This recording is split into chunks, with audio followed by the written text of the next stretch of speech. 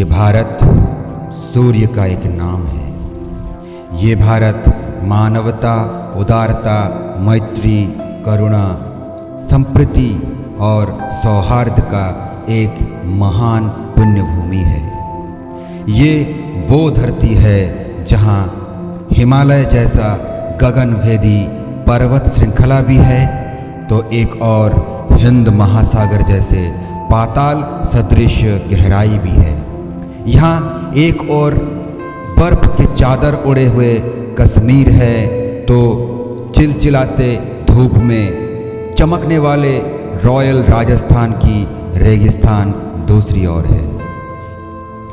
एक और इस देश में नेपाल, भूटान जैसे देशों को अपने छाती में बिठाकर रखा है, तो दूसरी ओर अपनी छाती चीरकर कई देशों का जन्म भी दिया है।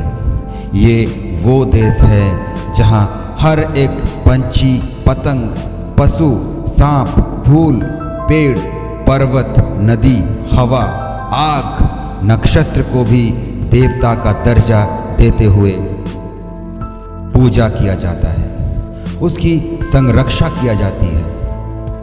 यही वो देश है जहां भगवान बार बार इंसान बनकर आना चाहता है और इंसान भी अपने त्याग, तपस्या, चरित्र और करुणा से भगवान की जगह ले सकता है। ये वो मिट्टी है जहां चोर, डकैत भी महर्षि बन सकता है और रामायण जैसे महाकाव्य लिख सकता है। जहां नारी का दर्जा सबसे ऊंचा है, इस देश में नारी को कभी भी रक्षा करने की जरूरत नहीं थी, बल्कि यही वो लौता देश है जहां पूरी सृष्टि, पूरी मानवता जब जब खतरे में आया था, तो शक्ति की आधार रूपी नारी दुर्गा, काली, भैरवी बनकर इसकी रक्षा की है। यही वो देश है जहां दरिद्र को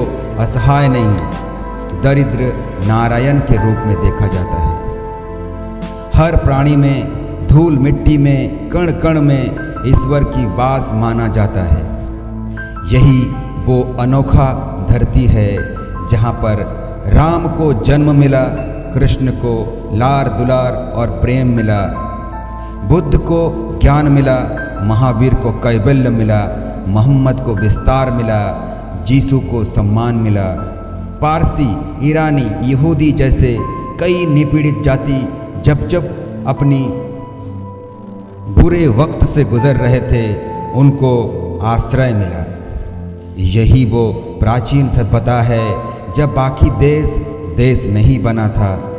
छोटे मोटे टापू, द्वीप, जनगोष्ठी, कबीले में जी रहा था, जब दूसरे देश के लोग पढ़ना लिखना तो दूर की बात, कपड़े तक पहनना नहीं जानते थे।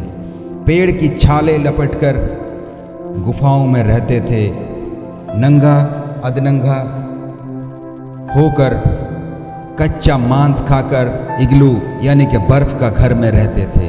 उस समय हम लोग वेद लिख रहे थे। उस समय हमें कविता, श्लोक, छंद, अलंकार, पद, अध्याय का ज्ञान हो चुका था। नवग्रह और कई नक्षत्रों का ज्ञान हो चुका था। 10 दिशाओं का भूगोल मालूम था।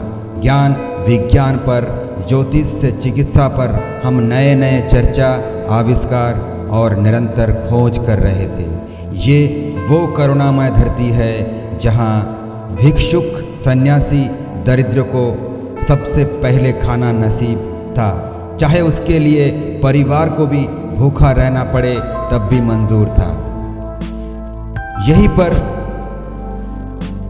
थोड़ा सा मक्खन चुराने के लिए भगवान परमेश्वर को भी रस्सी से बांधकर सजा दिया जाता था।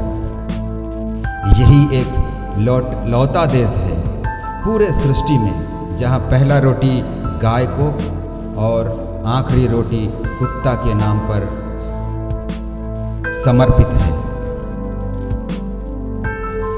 ये वो पुण्य भूमि है जहां पर देश के राजा सबरी केवट के झूठा खाना सौभाग्य मानता है। देश की रानी को भी वनवास जाना पड़ता है। राजा को भी शमशान में मृतकों को जलाना यानी कि मुर्दा जलाकर अपनी आजीविका निर्वाह करना पड़ता है। यहाँ एक अकेला असहाय ब्राह्मण महाशक्तिशाली, उस समय के महाशक्तिशाली राजवंश को चुनौती देता है और एक नया गौरवशाली अध्याय अपने हाथों से लिख डालता है।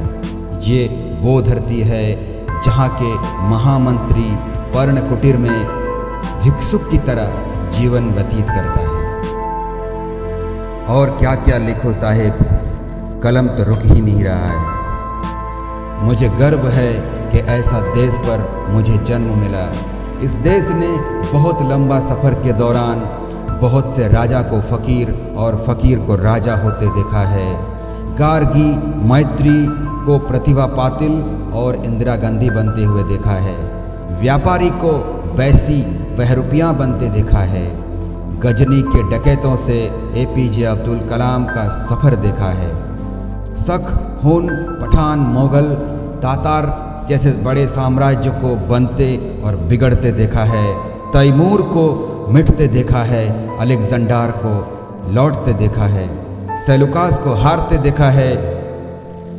इसलिए आज इस आज़ादी की 75वीं सालगिरह पर माननीय प्रधानमंत्री और विख्यात कवि अटल जी की एक कविता मुझे बहुत याद आ रहा है। भारत कोई भूमि का टुकड़ा नहीं है। ये भारत कोई भूमि का टुकड़ा नहीं है। ये जीता जागता राष्ट्र पुरुष है। ये बंधन की धरती है। ये अभिनंदन की भूमि है। ये अर्पण की भूमि है। ये तर्पण की भूमि है। इसकी नदी नदी हमारे लिए गंगा है। इसका कंकड़ कंकड़ हमारे लिए शंकर है। और मरने के बाद भी गंगा में बहते हुए हमारे अस्थियों को कोई कान लगाकर सुनेगा तो उसमें से एक ही आवाज आएगा, भारत माता की जय, वंदे मातरम, जय हिंद, जय मां भारती। मैं मिंकू चटर्जी आप सभी प्यारे भारतवासी को आज़ादी की इस 75वीं सालगिरह पर अभिनंदन व्यक्त करता हूँ। जय हिंद।